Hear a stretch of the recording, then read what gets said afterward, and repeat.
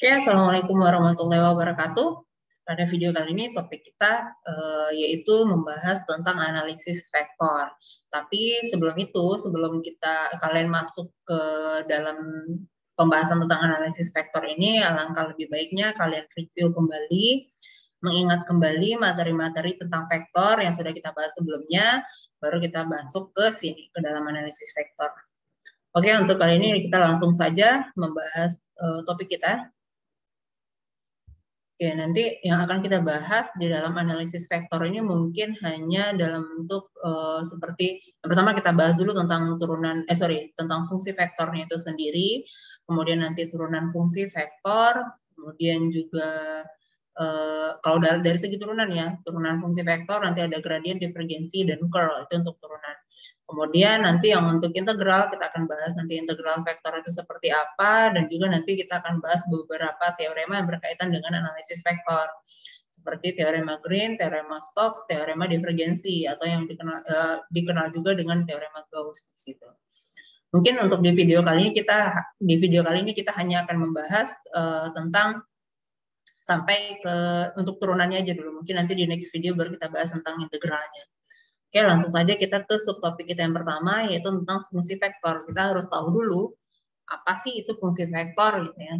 Nah, jadi di sini didefinisikan fungsi vektor itu jika ada sembarang nilai t di sini dikaitkan dengan suatu vektor r.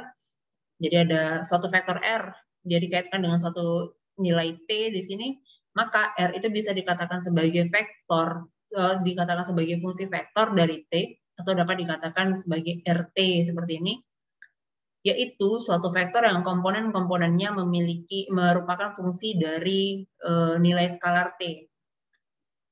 Kalau bingung nih kalian memahami kalimat ini sebenarnya secara tidak langsung maksudnya adalah kalau kalian masih mengingat vektor ya, vektor itu dia memiliki komponen di dalamnya. Nah, kalau di fungsi vektor ini kita punya vektor tapi komponennya dalam bentuk fungsi. Nah, itu disebut sebagai fungsi vektor di sini. Untuk lebih jelasnya kalau ditulis bentuk umumnya menjadi seperti ini. Jadi untuk vektor yang dimensi 2, misalkan tadi fungsi vektor kita adalah RT di sini, karena kita di dimensi 2 berarti komponen kita ada 2. Jadi RT kita sama dengan FTI ditambah GTJ. Jadi komponen kita ada FT dan GT. Semoga masih ingat ya, penulisan vektor itu ada 3 macam ya, bisa dalam bentuk pasangan bilangan, bisa dalam bentuk matriks kolom, bisa dalam bentuk kombinasi linier seperti ini kombinasi linier. Jadi ini sebenarnya kalau dituliskan dalam bentuk pasangan bilangan bisa menjadi seperti ini. Sebentar. Ini maka RT kita sama dengan buka kurung FT, GT. Nah, seperti ini kalau dalam bentuk pasangan bilangan. Itu juga kalau untuk yang di dimensi 3 berarti komponen kita ada 3. RT kita sama dengan FT, I, GTJ ditambah HT, K. Jadi kalau dalam bentuk pasangan bilangan maka dia jadi RT kita menjadi tinggal dalam bentuk pasangan bilangan, ambil komponennya saja FT, GT, HT. Seperti itu ya. Oke, dan juga kalau misalkan ini juga sembarang titik, ada sembarang titik X, Y, Z di R3, di dimensi 3 ya, dikaitkan dengan suatu vektor R, maka R bisa dinyatakan dalam bentuk fungsi vektor seperti ini. Jadi maksudnya ini secara tidak langsung fungsi yang menjadi komponen dari si fungsi vektor tadi seperti F, G, dan H ini dia memiliki variabelnya ada 3 juga, ada X, Y, dan Z. Kalau tadi kita hanya punya 1 yaitu T, kalau di sini kita punya 3 variabel yaitu X, Y, dan Z. Jadi fungsi vektornya dituliskan menjadi R, X, Y, Z sama dengan Fx, Y, Z, I ditambah G, X, Y, Z, J ditambah H, X, Y, Z, K. Ini hanya sedikit pengenalan untuk fungsi vektor. Kemudian kita masuk ke subtopik yang kedua yaitu tentang turunan fungsi vektor. Bagaimana sih kita menurunkan fungsi vektor itu sendiri gitu ya. Sebelumnya kita sudah bahas tentang turunan. Nah, kita masuk ke sini. Turunan itu sebenarnya dari asal muasalnya itu dari limit ya. Jadi definisi awalnya itu kita menggunakan limit di sini. Turunan fungsi RT di titik T sama dengan C ini didefinisikan dr per dt itu sama dengan Ya dengan kata lain kita penulisannya bisa di R per dt, bisa R aksen C di sini ya, karena kita yang didefinisikan di sini adalah fungsi R di titik T sama dengan C. Jadi R aksennya jadi R aksen C. Kalau misalkan tidak ada ini berarti R aksen T aja dulu ya. Maka dia didefinisikan limit RT dikurang RC per T kurang C untuk limit untuk T-nya mendekati nilai C. Ini berdasarkan definisi menggunakan limit. Tapi sebenarnya kalau secara langsungnya adalah hal ini menyatakan bahwa jika R-nya itu adalah RT-nya sama dengan FTI ditambah GTJ, dengan F dan G-nya adalah fungsi yang dapat diturunkan atau diferensiabel terhadap T, maka R aksen T-nya itu sendiri adalah F aksen TI ditambah G aksen TJ. Atau dengan kata lain adalah fungsi saat kita menurunkan fungsi vektor itu berarti kita menurunkan masing-masing fungsi yang menjadi komponennya, ya kan? Jadi di sini kan fungsi yang menjadi komponennya adalah ft dan gt ya. Nah, jadi kalau misalkan yang diminta adalah r aksen t, berarti kita turunkanlah ft dan gt-nya itu semuanya ya.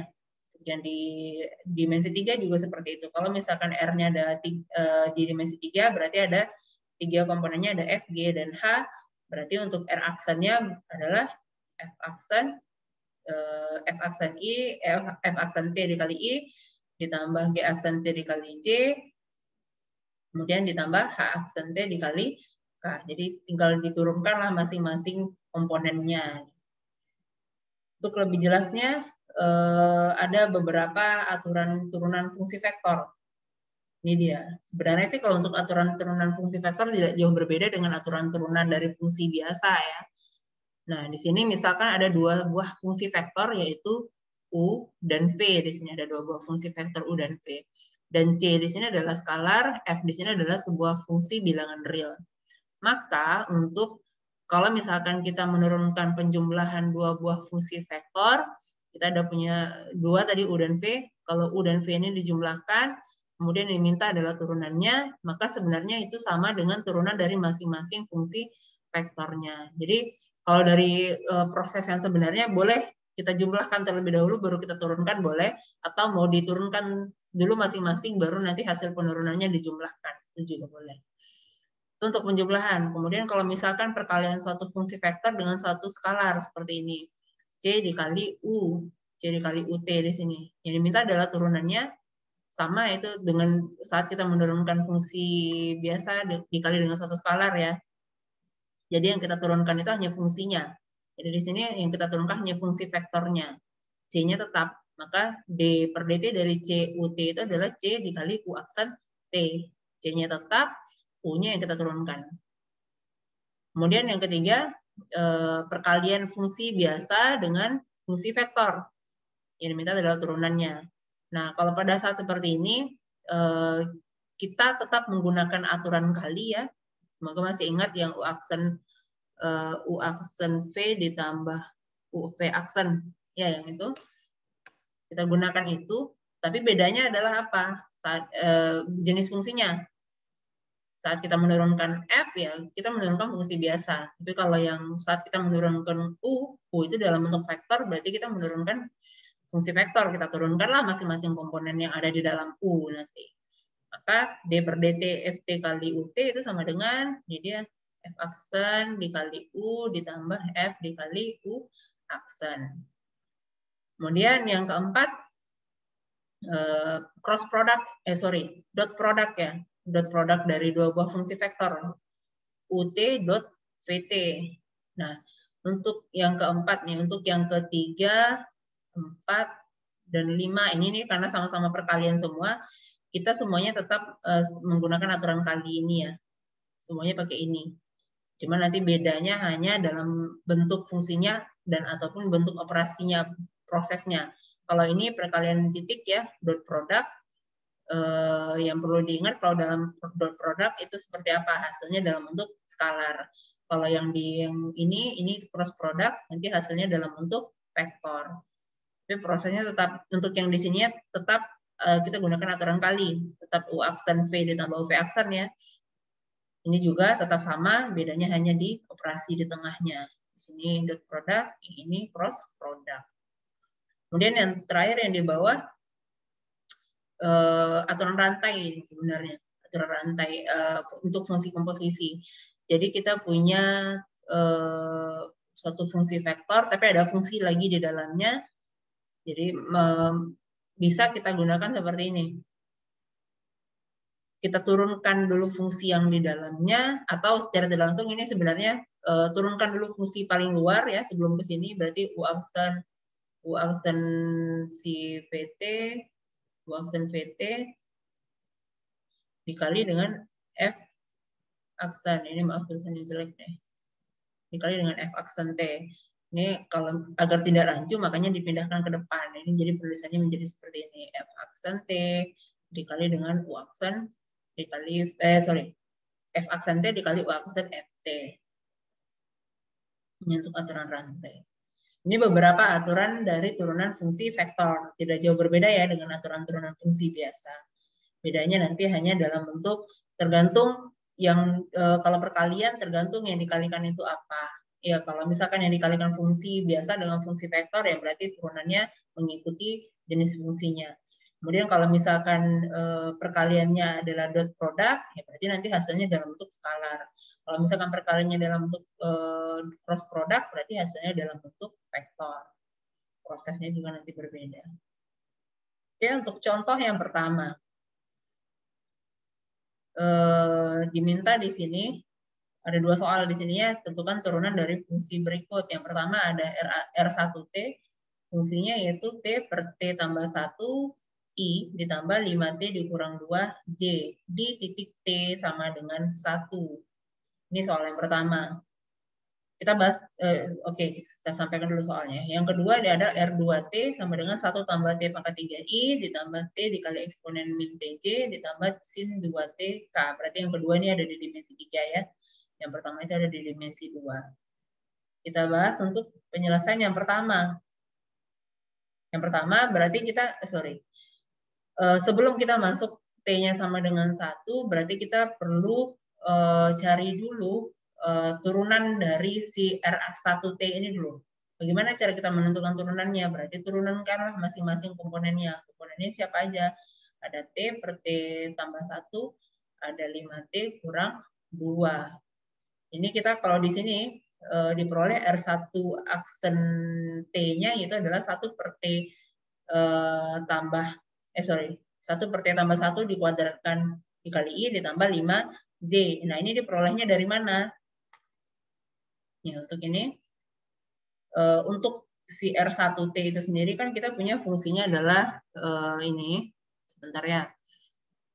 Ini ada R1T kita itu adalah T per T tambah 1 dikali I tambah 5T kurang 2 kali J. Komponen kita ada 2 ya. Kemudian kita turunkan masing-masing. Anggaplah yang ini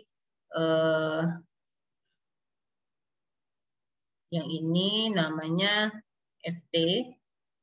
Ya, anggaplah ini namanya FT. Kemudian yang ini namanya GT, ya kan? Berarti kita perlu mencari masing-masingnya. Untuk F aksen T-nya adalah FT-nya sendiri bentuknya ini T per T tambah 1. Berarti dalam bentuk pembagian, ya kan? Masih ingat nggak untuk turunan dalam bentuk pembagian?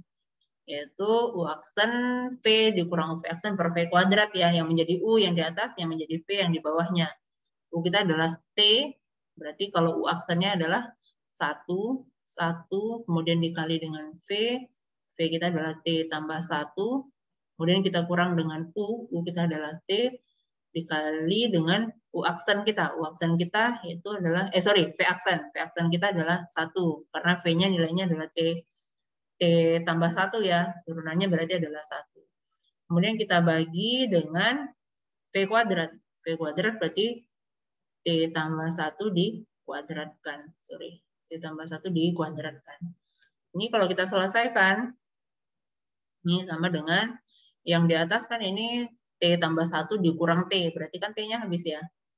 Ya kan? Ini kalau kita buka kurungnya, ini kan dikali 1 semua. Berarti kan ini T tambah 1 dikurang T. T dikurang T hasilnya 0, berarti hanya tinggal 1. 1 per T tambah 1 dikuadratkan. Itu makanya dapatnya di sini T tambah 1, 1 tambah 1 per T tambah 1 dikuadratkan. Kemudian untuk yang G aksen T. G aksen T, GT kita nilainya adalah 5T kurang 2, ya kan? 5T kurang 2 di sini. Turunannya berarti turunan biasa, karena dia hanya 5T kurang 2, berarti turunannya adalah 5. Ya kan, 5T turunannya 5, min 2 itu turunannya adalah 0. Maka kita dapat turunan G aksennya adalah 5. Kita peroleh ini dia. Nah, sudah kita dapat R aksennya. Yang diminta di sini R aksennya itu di titik T sama dengan 1. Berarti tinggal ganti, tinggal kita substitusi nilai T kita dengan 1. Berarti T yang di sini kebetulan T-nya hanya di sini ya. T-nya kita substitusi dengan 1 di sini. Berarti jadi 1 per 1 tambah 1 dikuadratkan kali I tambah 5J, berarti sama dengan I tambah 5J. Kita peroleh hasilnya ini. Gampang ya? Oke, untuk selanjutnya yang di yang soal kedua. Sama sih sebenarnya. Turunkanlah masing-masingnya. Berarti kan untuk di kasus yang ini kita punya FT-nya ini, GT kita ini, HT kita ini ya. Ini FT, ini GT, ini HT. Ya kan? Kalau mau kita bahas satu-satu, berarti F aksen T-nya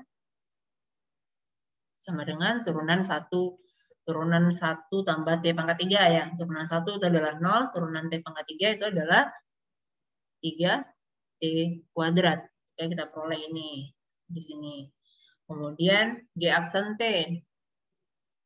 G aksen T berarti sama dengan GT kita kan bentuknya T dikali eksponen min T. Berarti ada aturan kali di sini, ada perkalian ya. Di mana T kita adalah U di sini, eksponen min T-nya adalah V. Maka G aksen T kita adalah turunan T terlebih dahulu, 1 dikali dengan eksponen min T, ya kan? Kemudian ditambah dengan T dikali dengan turunan eksponen min T. Eksponen min T turunannya adalah min eksponen min T. Tuh. Nah, yang ini sendiri bisa kita tulis nih karena sama-sama punya eksponen min T ya. Berarti kita bisa tulis ini jadi 1 dikurang T. Kenapa dikurang? Karena di sini ada tanda min ya. Berarti tanda plus ini jadi min. Berarti 1 dikurang T dikali eksponen min T. Nah, maka kita peroleh yang ini 1 kurang T dikali eksponen min T. Kemudian untuk yang H aksen kita, H aksen T kita berarti sama dengan turunan sin 2T. Berarti turunkanlah sinnya dulu. Sinnya turunannya adalah cos 2T, baru dikali dengan turunan yang di dalam, yaitu 2T. Turunan 2T adalah 2. 2-nya kita pindahkan ke depan, berarti jadi 2 cos 2T. Maka kita peroleh turunannya itu adalah ini. Oke, selesai. Untuk turunan fungsi vektor. Next, kita masuk ke subtopik yang berikutnya. Kita akan bahas tentang gradien, divergensi, dan curl. Tapi sebelum itu kita bahas dulu tentang operator del. Apa sih operator del ini?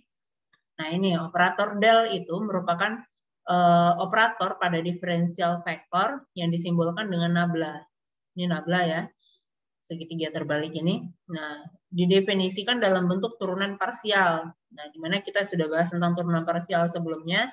Maka nabla itu adalah do per do x i ditambah do per do yj ditambah do per do z k. Jadi nanti nabla ini akan menurunkan masing-masing komponennya terhadap masing-masing variabelnya. Di komponen yang pertama terhadap x, di komponen kedua terhadap y, di komponen ketiga terhadap z. Nah, nanti operator del ini akan kita gunakan untuk mencari gradien, divergensi, dan curl-nya di sini. Oke, yang pertama kita bahas gradien dulu. Gradien di sini berfungsi untuk mengubah fungsi skalar menjadi fungsi vektor. Jadi dari fungsi skalar menjadi fungsi vektor. Fungsi skalar ini maksudnya adalah fungsi biasa ya. Nah, di mana misalkan di sini ada satu fungsi f, x, y, z, di mana ini fungsi biasa yang memiliki variabelnya ada 3, ada x, y, dan z. Dia terdefinisi pada setiap titik, dia terdefinisi dan diferensiabel. Jadi dia bisa dapat memiliki turunan ya pada setiap titik X, Y, Z. Jadi kalau dia diturunkan ada terhadap masing-masing variabelnya, dia ada nilainya. Maka gradien F, jadi gradien F ini bisa ditulis dalam bentuk grad F atau nabla F seperti ini ya. Ini disebut sebagai gradien F. Dia didefinisikan dalam bentuk ini. Gradien F itu kan sebenarnya berarti nabla dikali dengan F-nya. Ya kan, ini kan vektor dikali fungsi biasa. Maka berarti gradien F itu adalah ini. Turunkanlah si fungsi F-nya dulu terhadap X, itu menjadi komponen pertamanya. Kemudian turunkan fungsi F-nya terhadap Y, itu menjadi komponen keduanya. Kemudian turunkan fungsi F terhadap Z, itu menjadi komponen ketiga dari hasil si gradiennya ini. Berarti maka si fungsi F tadi berubah menjadi dalam bentuk suatu vektor, fungsi vektor baru di sini ya. Untuk lebih jelasnya ada beberapa sifat yang di sini. Sifat dari gradien. Jadi misalkan ada fungsi F ini dan fungsi G ini adalah fungsi-fungsi skalar ya di setiap titik ini, dan C adalah bilangan real. Maka nabla atau gradien dari F tambah G itu sama dengan gradien masing-masing fungsi tersebut. Jadi kalau dijumlahkan dua fungsi tadi, mau dijumlahkan dulu baru ditentukan gradiennya boleh, atau ditentukan gradiennya dulu masing-masing baru dijumlahkan itu boleh. Nilainya akan sama. Kemudian gradien dari perkalian suatu skalar C dikali dengan F itu sama dengan C-nya boleh dikeluarkan dari si perkalian tadi. Kita cari dulu gradien dari F, baru kita kalikan dengan C, itu nilainya juga akan sama. Kemudian yang ketiga, perkalian dua buah fungsi skalar tadi. Jadi F dikali G, gradiennya adalah ini mau dikalikan dulu kedua fungsinya baru ditentukan gradiennya, atau kita tentukan seperti ini. Ini hampir mirip dengan aturan kali sih sebenarnya ya. Jadi fungsi F dikali dengan gradien G ditambah dengan fungsi G dikali dengan gradien F. Itu juga nilainya akan sama. Oke, kita masuk ke contoh. Jika ada satu fungsi F di sini, di mana fungsi F-nya adalah 2xz pangkat 4 dikurang x kuadrat Y, yang diminta di sini adalah nabla F atau gradien F di sini pada titik ini. Oke, untuk mengingat kembali tadi, ini dia nabla F itu sendiri adalah ini ya. Jadi do F do X untuk komponen pertama, do F do Y komponen kedua, do F do Z untuk komponen yang ketiga. Berarti kita harus menurunkan si fungsi F ini terhadap ke semua variabelnya. Secara tidak langsung kalau kita bahas tentang turunan parsial ya, seperti yang kita bahas sebelumnya, itu adalah yang diminta turunan pertamanya, turunan parsial pertamanya. Kan, turunkan F terhadap X, turunkan F terhadap Y, turunkan F terhadap Z. Ini dia. Kan berarti ini F terhadap X, F terhadap Y, F terhadap Z. Kita peroleh ini. Untuk turunannya terhadap X adalah 2Z pangkat 4 dikurang 2XY. Semoga masih ingat ya, saat kita menurunkannya terhadap X, selain X itu dia sebagai konstanta. Ya kan, untuk yang di sini 2xz pangkat 4. Berarti yang kita turunkan hanya X-nya aja. X-nya kebetulan di sini berpangkat 1 ya. Maka turunannya adalah 1. Dikalilah dengan konstantanya itu 2z pangkat 4. Makanya di sini dapat 2z pangkat 4. Kemudian di sini ada X kuadrat kali Y. X kuadratnya aja yang perlu kita turunkan. Turunan X kuadrat adalah 2X dikali dengan konstantanya yaitu Y, maka dapatlah 2XY di sini untuk turunan yang terhadap X. Kemudian untuk turunan yang terhadap Y, untuk yang di sini tidak ada Y sama sekali, berarti turunannya adalah 0. Kemudian untuk yang di sini, Y-nya berpangkat 1, turunannya berarti 1, dikali dengan konstantanya itu adalah X kuadrat, maka hasilnya adalah X kuadrat, dikali dengan Z.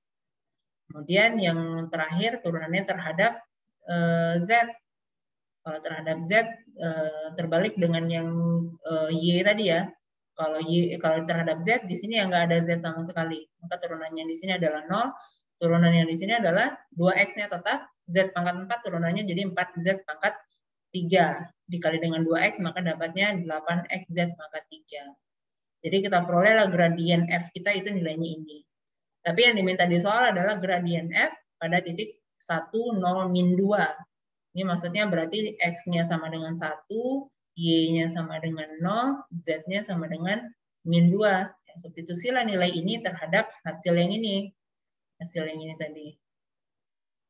Setelah kita substitusi, dapatlah hasilnya yaitu 32I dikurang J dikurang 64K. Ini dia untuk gradien F. Gradien ya. Kita lanjut ke subtopik berikutnya tentang turunan berarah di sini. Ini cuma sedikit tentang turunan berarah, di mana turunan berarah ini adalah pengembangan dari rumus gradien tadi. Dimana misalkan fungsi f diferensiabel di titik x, y, z, maka f memiliki turunan berarah di x, y, z pada arah vektor u, di mana u-nya itu memiliki komponen u1, u2, u3 yang diberikan oleh ini dia.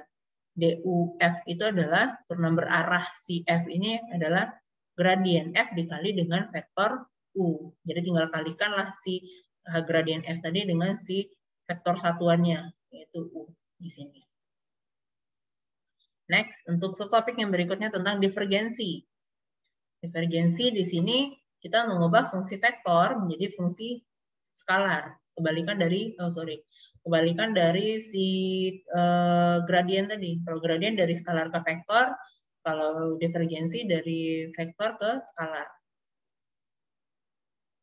Bagaimana penyelesaiannya? Yaitu misalkan di sini ada suatu fungsi vektor v, di mana v ini komponennya ada V1, ada V2, dan V3. Maka divergensi dari V itu bisa ditulis dalam bentuk div V ini atau nabla.v. Jadi dia perkalian titik si nabla dengan si fungsi vektor V di sini. Kan karena dia nabla.v, maka nabla kita tadi kita punya ini ya, V kita punya ini, ya kalikanlah perkalian dua buah fungsi vektor, perkalian dua buah vektor ya, dot produk di sini. Berarti yang kita kalikan adalah do per do x dikali dengan V1. Ini dia. Kemudian do per do y dikali dengan V2. Ini dia. Kemudian do per do z dikali dengan V3. Ini dia. Jumlahkan mereka semua nanti dapat dalam bentuk fungsi skalar di sini. Ini maksudnya komponen pertama, ini kan sama-sama fungsi vektor ya. Si V ini adalah fungsi vektor. Berarti komponen pertama kita turunkan terhadap X, komponen kedua kita turunkan terhadap Y, komponen ketiga kita turunkan terhadap Z. Masing-masing komponennya lagi. Kalau di gradien tadi, karena dia dalam bentuk fungsi skalar, berarti keseluruhan fungsinya. Keseluruhan fungsinya diturunkan terhadap masing-masing variabelnya.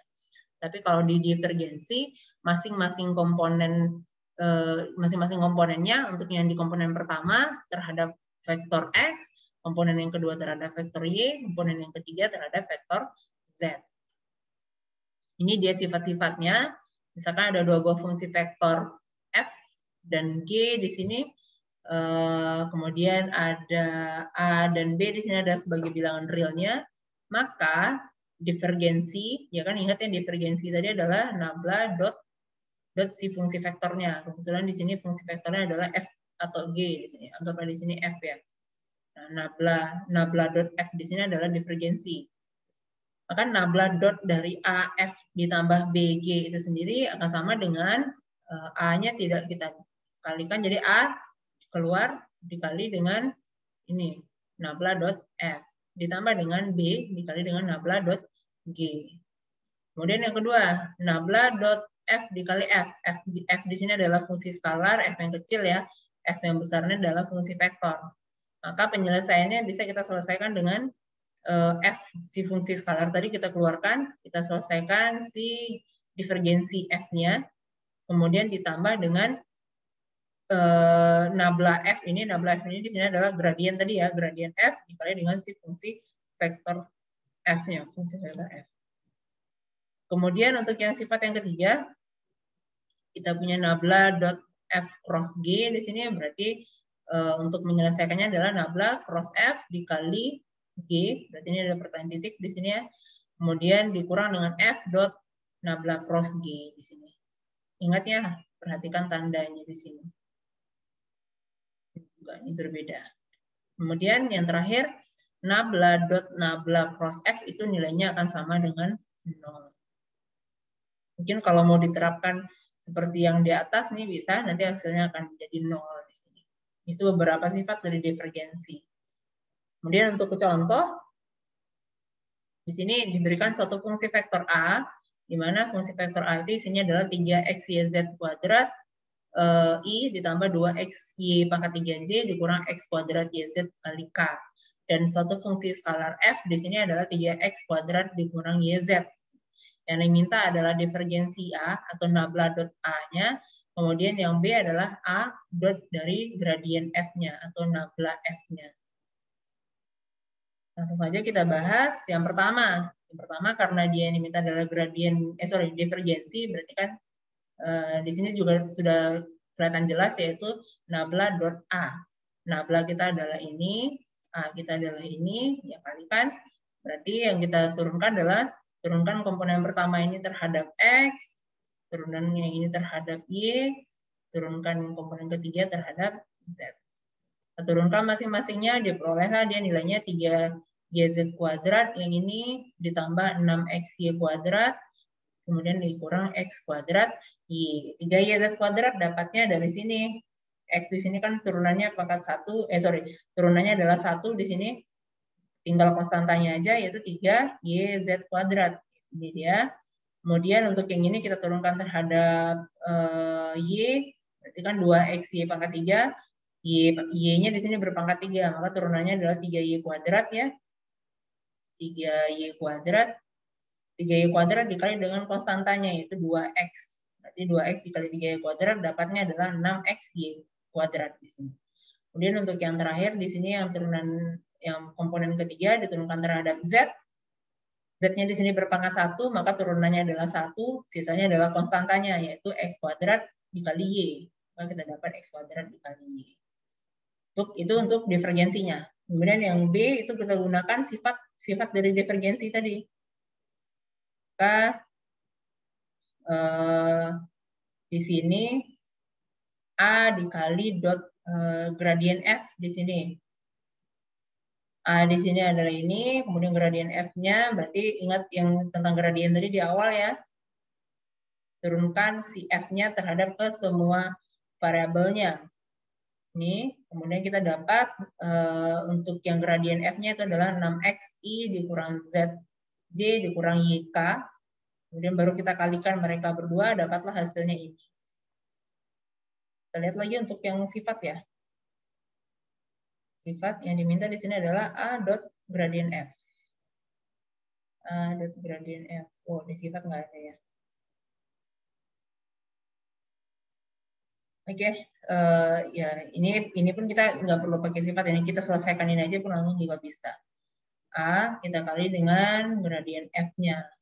A-nya udah ada, gradien F juga kita sudah bahas sebelumnya, selesaikan, kalikan, mereka berdua dapatlah hasilnya. Oke, itu untuk divergensi. Yang terakhir ada curl. Curl itu apa? Nah, ada suatu fungsi vektor F di sini, di mana isi komponennya adalah F1, F2, F3.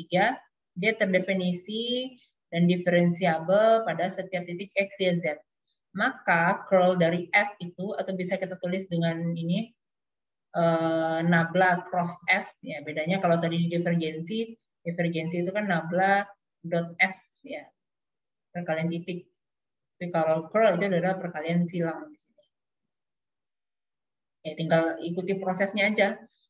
Nablanya kita sudah tahu, F-nya sudah ada di sini, perkalian silang pun kita juga sudah tahu bagaimana prosesnya, yaitu gunakan ini ya, gunakan determinan matriks, di mana di baris pertamanya itu adalah kombinasi linearnya, yaitu IJ dan K, kemudian di baris kedua itu berarti si komponen dari si nabla, komponen nabla ada siapa aja, do X, do Y, dan do Z.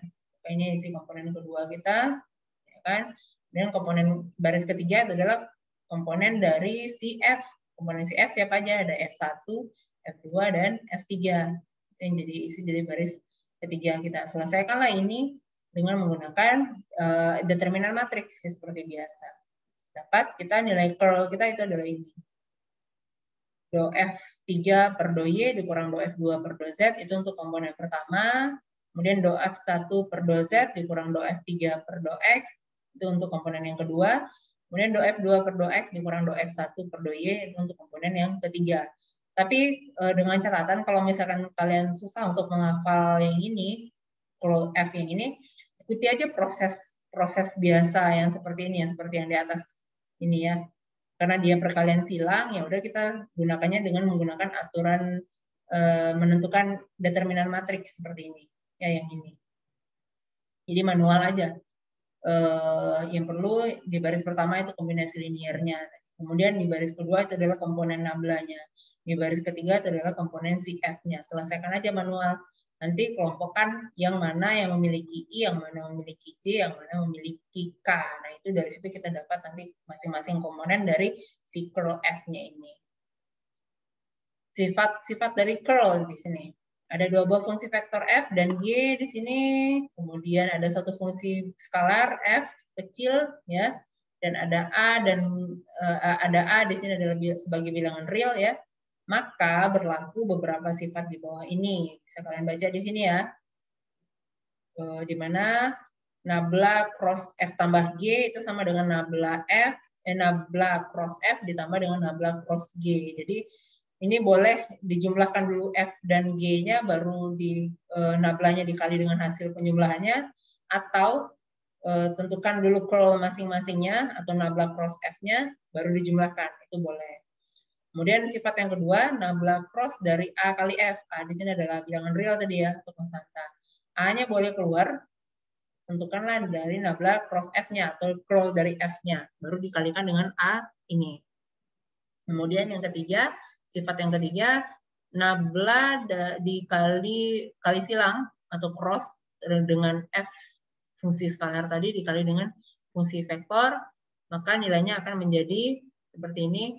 Gradien F ini, ya, nabla F ini cross product terhadap F, kemudian ditambah dengan F fungsi skalar dikali dengan curl dari F atau nabla cross F di sini. Kemudian sifat yang keempat, ini cross semuanya. Cross-nya 2. Nabla cross terhadap curl-nya. Berarti di sini dapatlah, ini kan berarti curl dari hasil curl si F-nya. Berarti nabla dikali dengan, ini masih ingat ini adalah divergensi, ya. Nabla dari divergensinya, kemudian dikurang dengan nabla kuadrat dikali F di sini.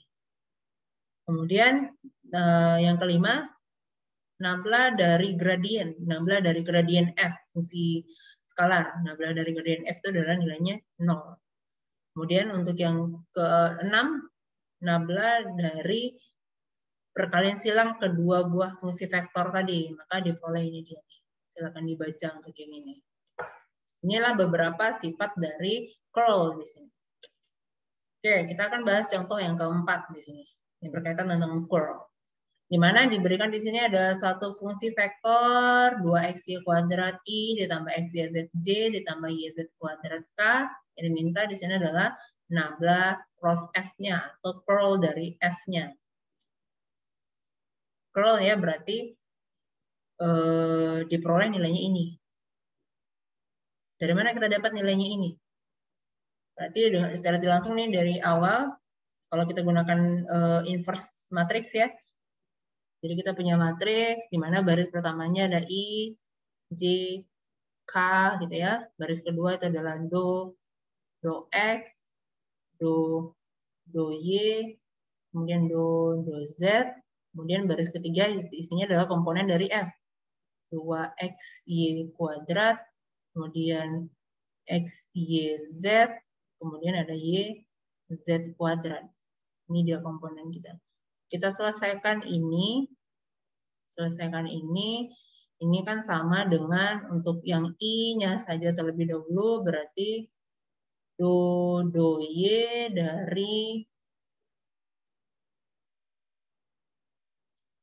dari YZ kuadrat, ya kan? Nah, kalau kita menggunakan I, berarti yang kita kalikan dengan si minornya ini.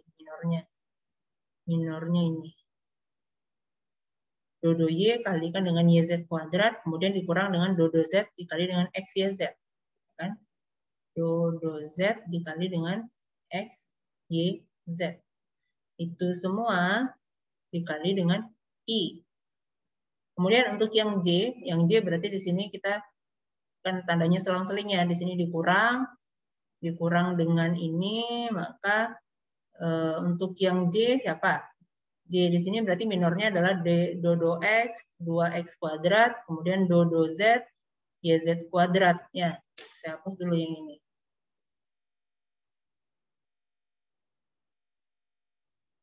Ini untuk yang J itu berarti ini dia minornya ini kali dengan yang ini,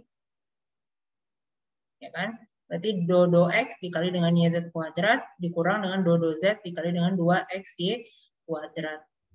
Ini dapat di sini do Z, sorry, do X dulu ya harusnya, nggak masalah sih.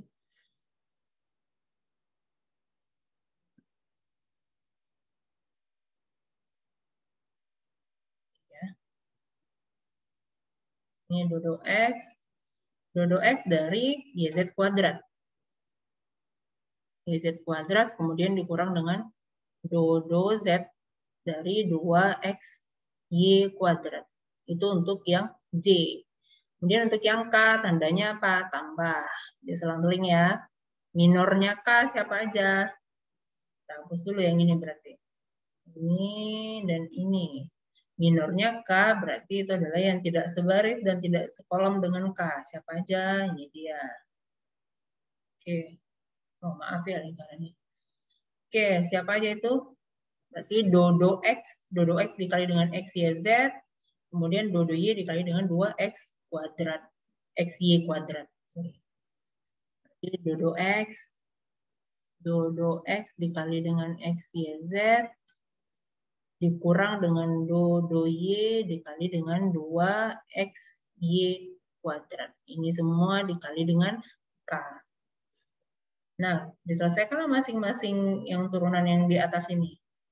Nilainya siapa aja? Do Y, YZ kuadrat. Berarti kita menurunkan YZ kuadrat terhadap Y. Dapatnya siapa? Z kuadrat berarti. Z kuadrat. Untuk yang I ya. Kemudian dikurang dengan do Z terhadap XYZ. Kita menurunkan XYZ terhadap Z. Ya, berarti sisa siapa? XY. Z kuadrat XY. Itu semua dikali dengan I. Kemudian untuk yang J. Do X, YZ kuadrat. Karena di sini tidak ada X sama sekali, sedangkan yang diminta dia turunannya terhadap X, maka ini turunannya adalah 0 di sini. Kemudian do Z, 2XY kuadrat. Yang diminta di sini turunannya terhadap Z, tapi tidak ada Z sama sekali di sini, maka turunannya juga 0. Maka untuk yang J, itu turunannya adalah 0 semua, dikali dengan J. Untuk yang K do X dari XYZ. XYZ ini diturunkan terhadap X, berarti sisa siapa? YZ. Ya kan? YZ, kemudian dikurang dengan do Y dari XY kuadrat. Berarti kita menurunkan 2XY kuadrat ini terhadap Y. Y-nya di sini kuadrat, berarti turunannya adalah 2Y. 2Y dikali dengan 2X, berarti jadi 4XY. 4XY. Ini semua dikali dengan K. Nah, selesaikan ini, barulah kita dapat hasil keseluruhannya itu ini dia di atas tadi. Itulah dia prosesnya. Semoga kalian bisa memahaminya ya dengan tulisan saya yang lumayan susah dibaca ini, tapi semoga kalian paham yang saya maksud di sini. Oke? Saya rasa hanya itu sih untuk topik kita kali ini. Ya, kita hanya sampai di sini. Mungkin nanti untuk soal-soal lainnya bisa kalian cari, nanti kalau perlu kita bahas nanti di next video. Oke, saya cukupkan sampai di sini. Jika ada yang kurang, saya mohon maaf. Saya ucapkan terima kasih. Assalamualaikum warahmatullahi wabarakatuh.